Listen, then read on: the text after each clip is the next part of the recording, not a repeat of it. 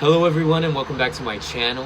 My name is James. This is my partner Asieloshunyeyeo, the Quimbadero that initiated me into Quimbanda.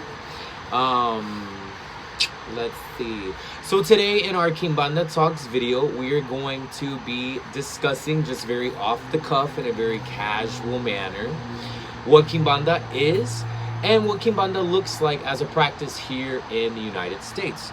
So I hope you all enjoy this video, and I hope that this message finds you well wherever you may be.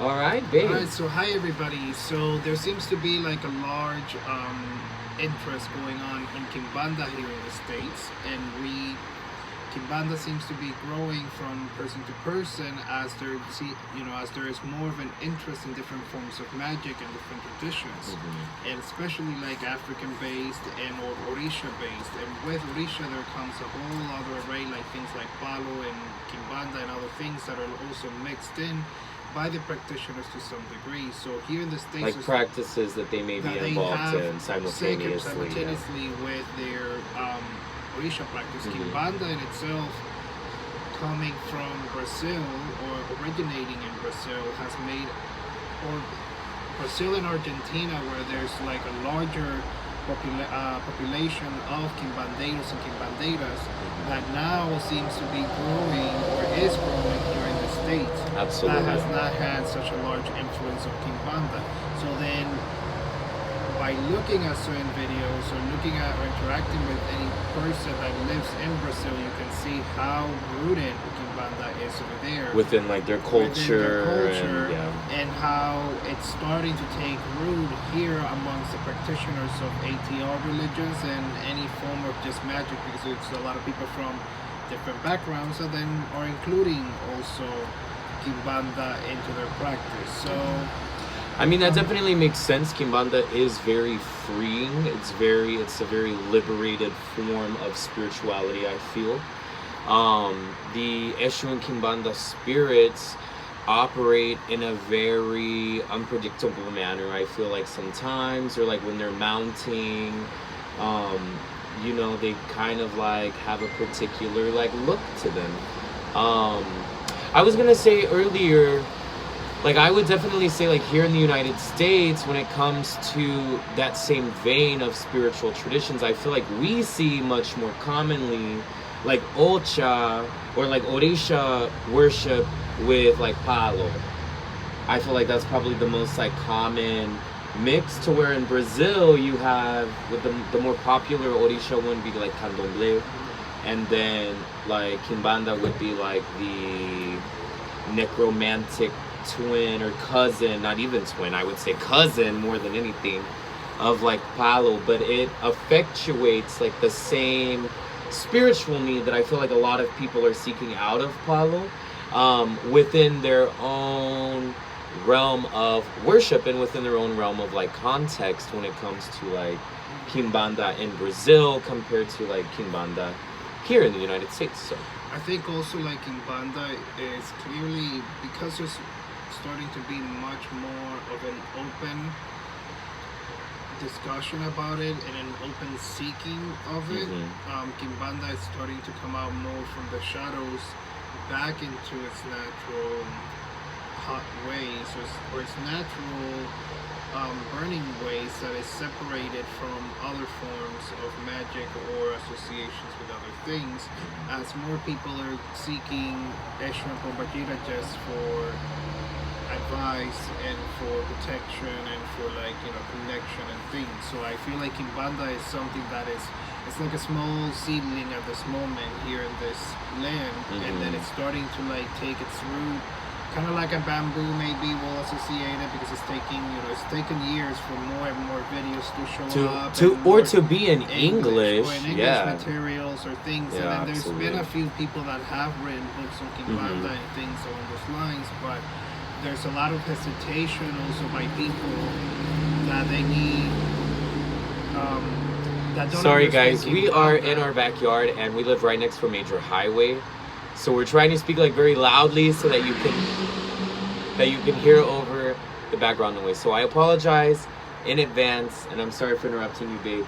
please continue. I just wanted to like throw that out there. Well, I mean, I speak low, so anyway, so there's a lot of people that feel that they need to go to Brazil to do something that can also be done here. Absolutely. But there's clearly at this point in time, as we are recording this and we're talking about this conversation, there is a less amount of people practicing Quimbanda than what there might be 20 years on the road. Oh yeah. I mean, I would love to see that, honestly. And I feel like that's where we're heading. There's a lot more people seeking Quimbanda and seeking Orisha and seeking other things that are just whatever, a little bit more taboo to some degree, but that have their own power and their own shape. And that mentality is also because changing or shifting as people from more Abrahamic religions are switching over to more paganized or pagan other mentality, paths, other paths, etc., other ways of seeing the world or seeing more manifestations. That is not just the light, but also the darkness and the balance between the two. Absolutely, absolutely. With that being said, Quimbanda not precisely being considered a dark form of, or being considered a dark form of magic, but not an evil form of magic, but just dark based on the spirits and the characteristics and the night and what they represent. Absolutely, and I think that's a very important point to make, that you can approach Eshu and Pombagira at any point that you may need to, but they are very nocturnal in their manifestation. They're very like our ceremonies happen at nighttime once the sun has set. Of course, if you had a need or a want to go to your Ngangas, your spirits will hear you when you call. But I always kind of like to think of it as like, those parents that you have that work overnight. So they're normally just like asleep during the day, and you can always like get to them if you need them, but it may be with a little huff and puff sometimes. So, but in that sense, you're absolutely right. Within the night itself, you have mystery. There are many powers that come awake when the sun goes down. So, Quimbanda is definitely interesting in that regard. I mean, I feel like in the United States there's also what I've seen of like Quimbanda things that I have like looked into in English. It's also like heavily tied into Goetic magic or with the Goetia. That is not personally an association that I find to be like 100% meaningful for me. I understand that there are many different people that are interested in many different things, and it may be appropriate to them to like call an Eshu also like a demon or like a whatever, and I can also understand where that association comes from. I just prefer to call Eshu and Pombagira, and then be certain that those are the entities that I am seeking out, and that I am like that I'm giving offerings to, and that I'm like praying to, and all of these things. And I feel like when you have a deity that also goes by another name, oftentimes you will, because you're calling on two different things simultaneously. Like you may see them as integrated as like one thing, but that doesn't make them one thing. You know what I'm saying? So I just prefer to keep the Goetia out of my Quimbanda practice. But I also have never really been super drawn. I know this is a Quimbanda talk, but as a little side note, I've also never been drawn into the syncretization between the saints and the Orisha. Like I've always just preferred to call them Orisha, to I have like a little Catholic statue of Virgen del Cobre, right? La Caridad del Cobre. That's so funny. I didn't even like remember which saint it was there for a second. Which is to just show you that when it comes to the Orisha, I prefer to just call them by their African names. I prefer to keep them within a pure, almost pure. I won't say like strictly 100% pure, because if something's pretty and it gets given because it's pretty sometimes, not because it's a statue of a saint or something that may not necessarily be related to that pantheon. But I prefer to keep my things kind of separated, punctuated, a little with some distance between them. You know, so I mean, the issues of the Pombagiras do have their own energy and their own field. If people associated them at some points with demonic forces or other beings or whatever, that's totally okay also. But if it doesn't work, it doesn't work. And I myself, again, I when I'm talking to any of them, I'm speaking to that one. I'm not utilizing anybody else's name. Yeah. To speak to this. Absolutely. Issue it's like you're making a three-way call, but really it should just be like a one-on-one kind of thing. In my opinion. But I mean, there's just a shift. Again, as more information is coming out, as more things are happening, as more people are becoming interested in things, then we'll see a growth in this country with people coming to Quimbanda in many ways. Okay. So I definitely agree. Yeah.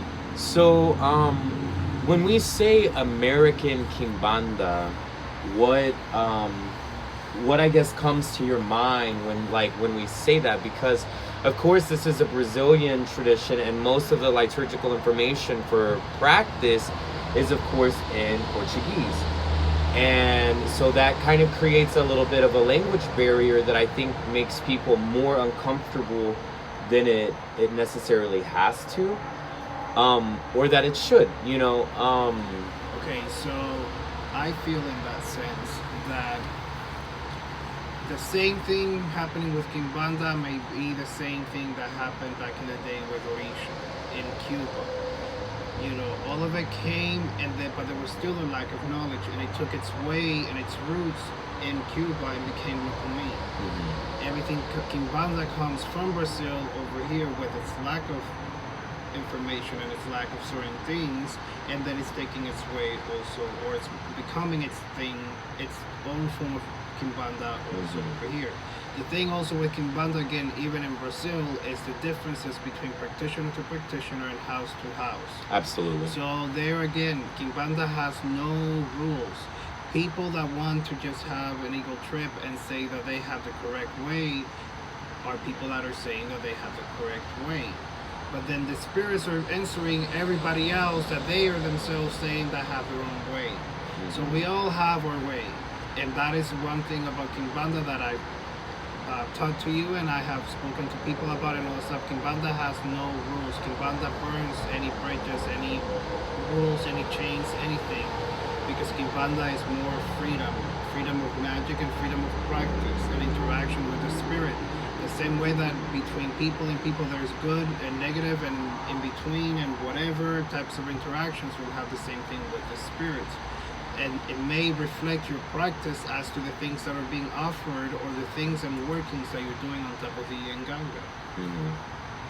Yeah, I mean, the Nganga in itself is, I would say, a more of a facet of like our house of Quimbanda, but also like of a style of American Quimbanda, if you will, that's emerging here within the United States. But it's also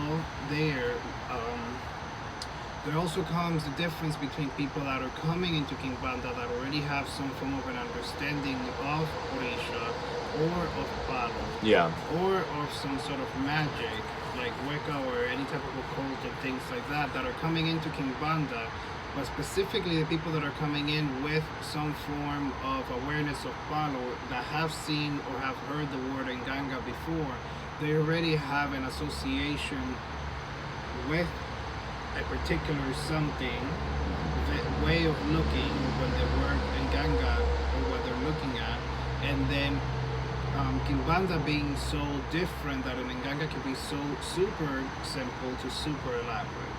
Depending on what's happening with that particular spirit and that particular spirit with that person. With the practitioner, you know? absolutely. So then the Nganga, whereas other people may have statues or just simply a ferramenta or something like that, then, you know, I personally am more, obviously that's what I have, and then that's what I definitely enjoy, but that also comes from like my own personal background.